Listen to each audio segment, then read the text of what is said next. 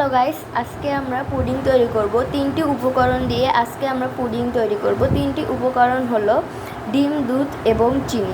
আমরা প্রথমত চিনি দিয়ে একটি ক্যারামেল তৈরি করব। 3 চামচ চিনি দিয়ে ক্যারামেল তৈরি করব। এতে সামান্য একটু পানি দিব।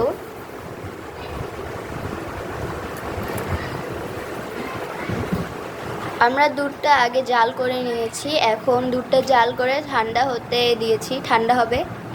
এখন আমরা ক্যারামেল তৈরি করব।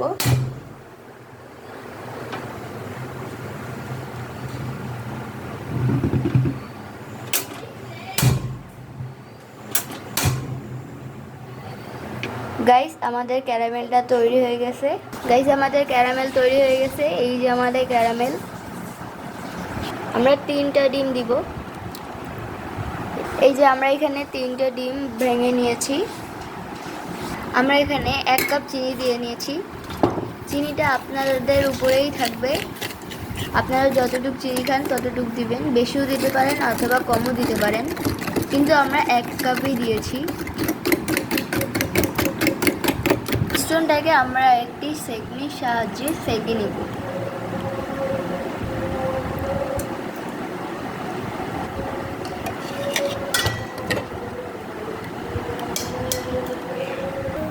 গাইস, আমাদের কেক রেডি হয়ে গেছে। গাইস, আমাদের পুডিং রেডি।